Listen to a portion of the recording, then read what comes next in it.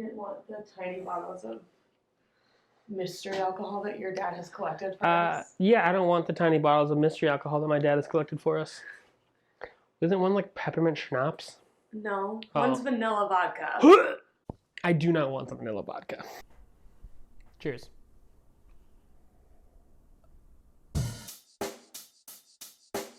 Check the mic and make sure it sound right, boys. Welcome to Last Call. I'm Brennen Johnson, and let's dive in. I'm sure by now we've all seen the absolute flood of images, videos, news reports, opinion pieces, all centered around Ukraine, Russia, and the United States. And the fact of the matter is that we have already been bombarded with biased news reports, and we are going to continue to be bombarded with biased news reports as this conflict continues. But probably the most biased and unhinged and just absolutely lost in what the conversation we're supposed to be having even is Fox News. Very soon, that hatred of Vladimir Putin could bring the United States into a conflict in Eastern Europe. Before that happens, it might be worth asking yourself, since it is getting pretty serious, what is this really about? Why do I hate Putin so much? Has Putin ever called me a racist? Has he threatened to get me fired for disagreeing with him? Has he shipped every middle-class job in my town to Russia? Did he manufacture a worldwide pandemic that wrecked my business and kept me indoors for 2 years? Is he teaching my children to embrace racial discrimination? Is he making fentanyl? Is he trying to snuff out Christianity? Does he eat dogs? These are fair questions, and the answer to all of them is no. Ah, yes, fair questions indeed, Tucker.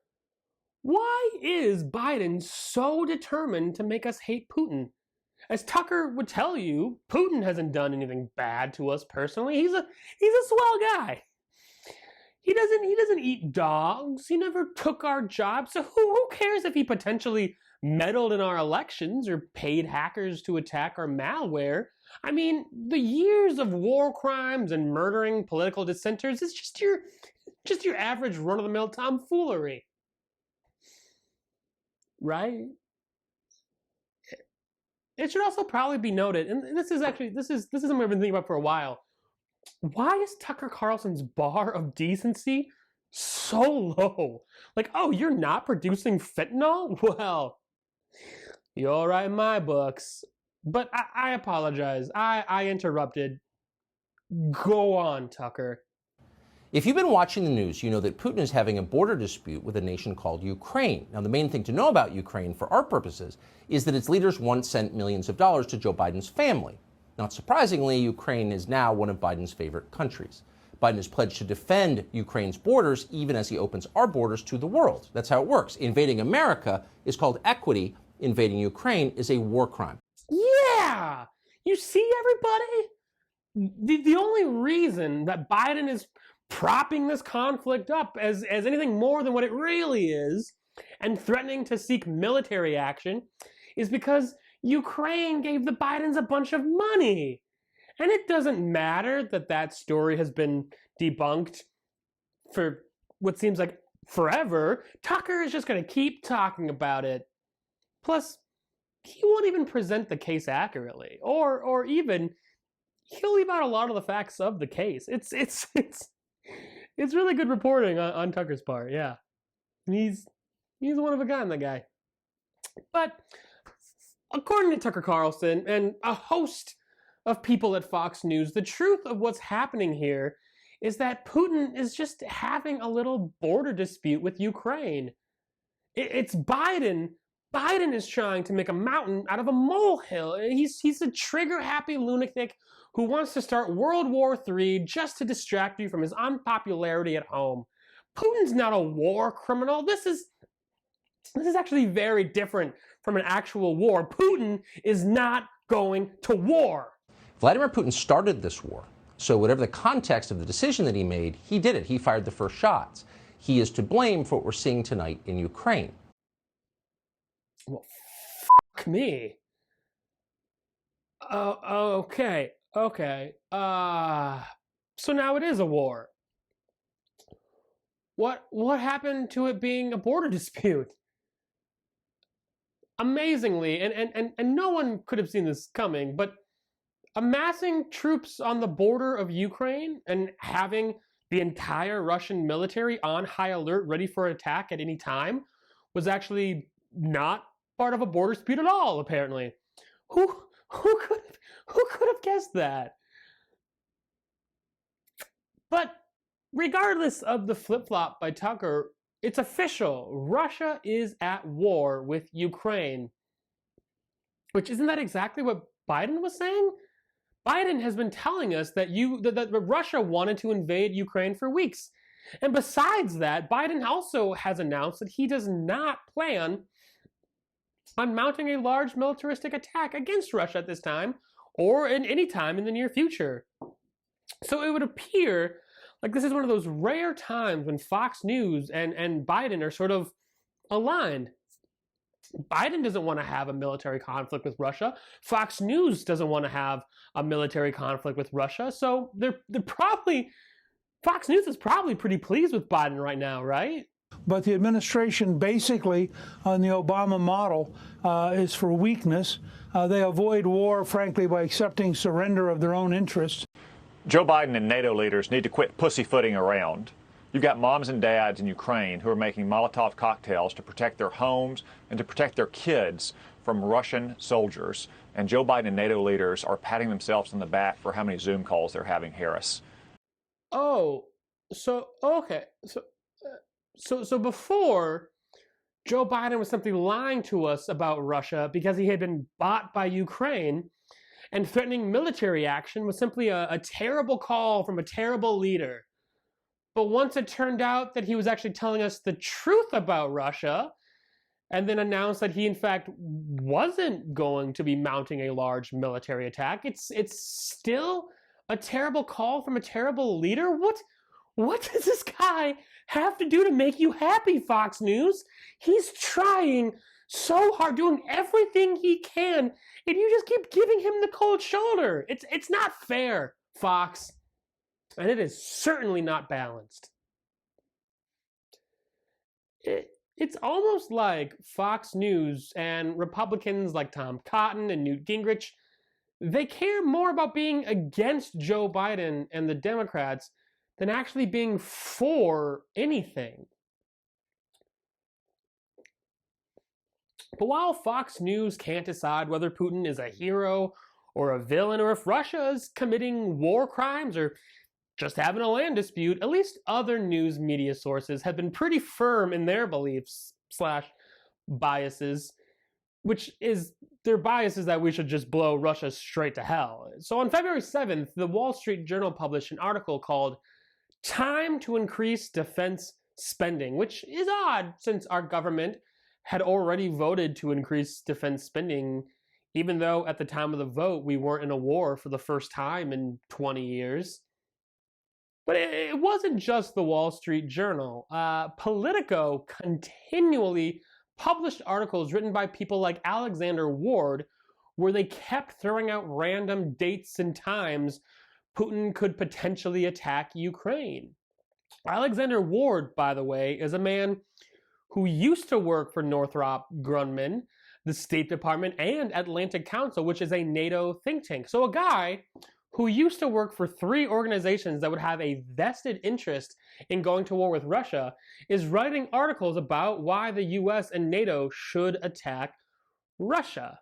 Politico even went so far as to publish an article entitled, "Should the US Rattle Putin's Cage?"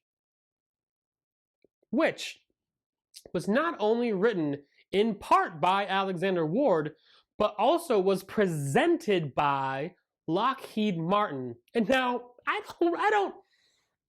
don't know about you, but I was raised on the idea that we can always trust that billion-dollar defense contracting weapon dealers want nothing but our best interest at heart. So when they write and promote opinion pieces about foreign policy, I think we can all agree that it's a good thing, right? The New York Times, not to be outdone by the way, wanted us to hate Russia and China so much that instead of writing about any of the factually horrific things Russia and China do on a regular basis, instead wrote opinion pieces with topics of integrity such as, would Russia or China help us if we were invaded by space aliens? That is an actual opinion piece that an editor saw and okayed.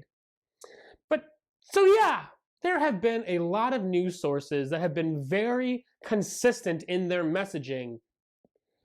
It just so happens that the message is, if we write that we should go to war, we're going to get paid a shit ton of money. And the corporations that are giving the money to the media are the same corporations that give money to the United States government, either through lobbying and influence or through their defense contracts. So with billions of dollars on the line and billions of dollars to be made, is it any surprise that we've been flooded recently with articles and news anchors and politicians telling us why we can't let Russia do what they're doing, and how bad could World War III be anyways? But America isn't the only factor in this conflict. We also have to look at Russia in this ongoing story for obvious reasons. Why would Putin suddenly decide to invade Ukraine? On the one hand, you have Putin, a former KGB agent who has talked out in the open in the past about wanting to see the USSR return in some form or another under his control, a sentiment that those closest to him would echo to the press, meaning that Ukraine is really just the leaping off point of slowly pushing the needle and seeing if he can get away with taking more and more for himself, squeezing more power out of the sponges of this world as he gets richer and more prideful and powerful. Or on the other hand, no, it's really just the one hand. Putin wants power, and he loves pitting people against each other and playing devil's advocate like he's some frat bro online trolling you just so he can sneak through the wreckage later and take whatever he wants. But this does lead us to then talk about NATO. So the US has been using NATO and NATO forces in this conflict with Russia, and leaders within NATO have been all too happy to go along with it. So just what is NATO? Well, NATO stands for the North Atlantic Treaty Organization, which was formed at the beginning of the Cold War as an anti-Soviet military alliance made up of the United States and a host of Western European powers. So it might seem odd then that NATO still has so much power and influence in the world, since the Soviet Union has been disbanded since 1991, and NATO actually just keeps expanding and adding more countries, most notably the countries that were once within the USSR. It's kind of like that kid who has enough credits to graduate college but just keeps going back each year because there are still some classes left that they haven't taken. Like, you're allowed to move on, Jeremy. Live your life. Your time here is done. You don't need to take a Klingon class every Tuesday and Thursday at 7:10 in the morning. Just move on. Stop playing hacky sack in the quad with those teenagers. You're 72 years old. You could have graduated 30 years ago. Just stop. I think the metaphor is breaking down. But regardless, it makes sense then why Putin would be so against NATO. As a former KGB agent and someone who has never done a particularly good job hiding his desire to reform the Soviet Union, it makes sense that a treaty of nations with its own defense force would make you upset. But Putin's distrust and dislike of NATO doesn't even end there. Because despite being supposedly only anti-Soviet, after the Cold War ended, NATO went on to help topple the governments of Yugoslavia, Afghanistan, and Libya. So given the fact that NATO and the United States have a history of toppling governments they don't like just to install leaders they deem worthy, Putin and many other Russian leaders worry that NATO might want to do the same to them, which makes sense since leaders in NATO have literally said as much publicly. Which is like, what is the deal with all these people just sharing their plans out in the open? Putin admits he wants the USSR back. NATO leaders admit they want to oust Putin from office. Has no one seen a Saturday morning cartoon? If you tell people your plan, they stop you. Not to mention the fact that since the Cold War, Russia has continually demanded that NATO stop expanding, and NATO has explicitly given promises agreeing to those demands, only to then immediately break them. So if you're wondering why Putin seems really hostile towards NATO, there's your reason. You know, expecting NATO to be any sort of mediator between Ukraine and Russia is like if you took someone to court and the judge just happened to be your ex-wife who also left you for the guy you're suing. You're probably not going to get a fair shot. But lastly tonight, let's look at the country of Ukraine. Because while much of the media would like you to believe that this Russia attack came out of nowhere, there's actually a long history that really can't be overlooked. So in 2013, protests broke out when the president of Ukraine at the time, Viktor Yanukovych, said he did not want the country to join NATO. So factions formed in the protesters, and the most violent group, which was made up of armed Nazis under the open support of US politicians and NATO, seized the president's palace and forced him out of office. The protesters ushered in a new government that was extremely anti-Russia and pro-NATO, and even fairly Nazi-free, which is always a good thing in my book. Which it also needs to be said that Putin's claim that he wants to de-Nazify Ukraine is a little hypocritical, since he's literally taking Hitler's playbook on invading countries, and the current president of Ukraine, Vladimir Zelensky, is literally Jewish, and his grandfather fought in World War II against the Nazis. But let's move past Nazis right now. In recent years, there have been talks of Ukraine joining NATO, which again would have been another broken promise made by NATO to Russia. However, when this new government was put in place in the Ukraine, people living in the most eastern regions of the country, called the Donbass, rejected it and began to actively fight against it, which started a civil war in Ukraine. And so the country has been fighting for 7 years now, which is why Putin declared that region as independent and free for the taking, which still isn't how that works. You can't just, when a country is having a civil war, you can't just be like, well, the part that's fighting, they're independent, so I'm taking it. But regardless, that is the conflict. Like, there you have it. So let's just recap real quick.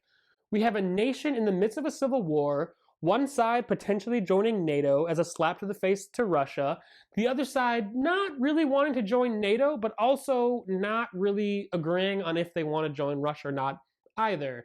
Then we have another country run by a former enforcer of Soviet punishment who has bragged openly about wanting to take control of former Soviet land, who has already proven that he doesn't care about his people and will do whatever it takes to get what he wants, and he hates NATO for kind of valid reasons.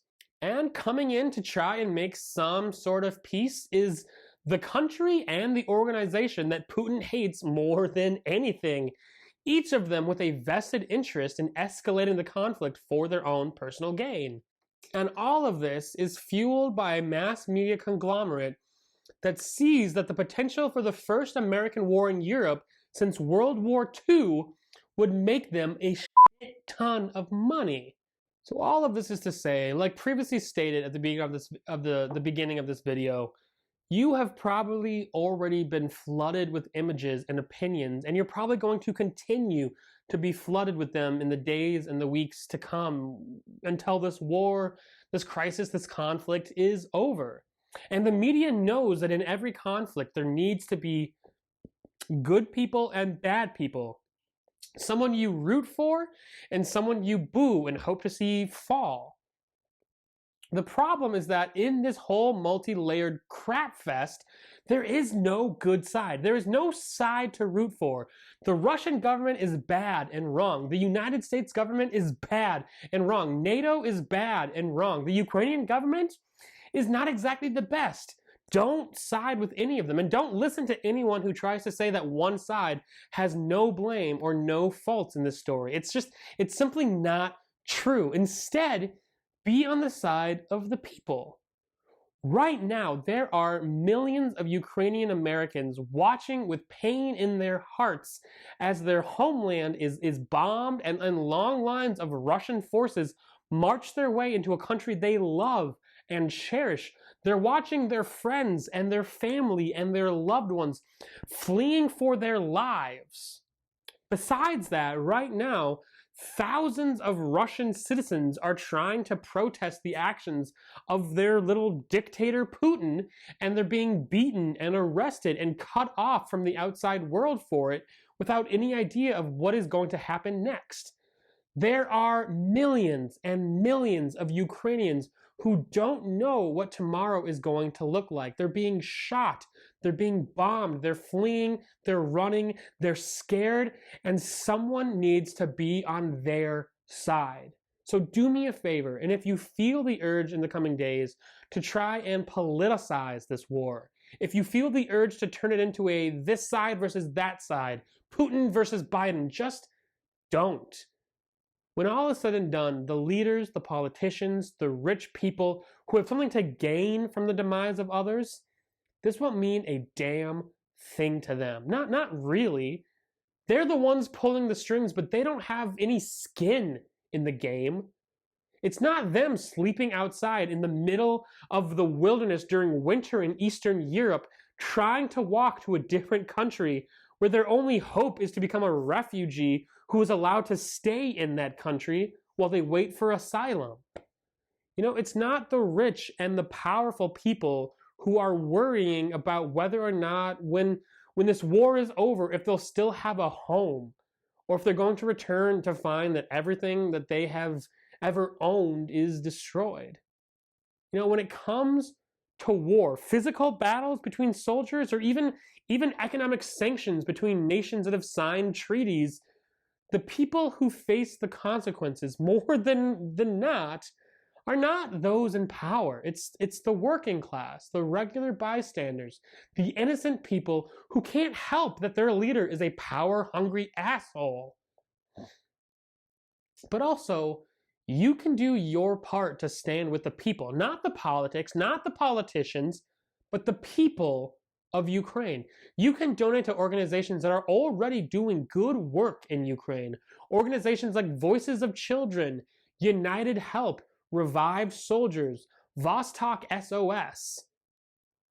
All of these organizations are already established and already giving their money and their time and effort to help make the world a better place. And the best part is they're not dictating that they'll only give their money if you share their posts like some fake activist group. This is Peps. You can also support independent journalists in Ukraine who are trying to actually report truth, a truth that isn't dictated by corporate sponsors or vested financial interests. The Kyiv Independent is a Ukrainian English language media outlet which is providing moment-to-moment updates as the attack on the country continues. And lastly, you can continue to try and stay informed and share posts and have discussions that break free of any sort of media binary of left and right, Democrat and Republican. You know, social media is a great tool when used correctly, and this war is already happening in real time right on our phones in a way that no other war has before. Going the extra mile to make sure that the news you're sharing is more than just unbiased, but actually factual and true, helps anyone who's going to read what you share and be influenced by it. So, that is what I got for you all. Thank you all for watching. This is YouTube, so obviously there's all the things you can do to help out the page. I'm not gonna plug it super well. Like, you know, it's 2022. You know what to do. But thank you for watching. Cheers.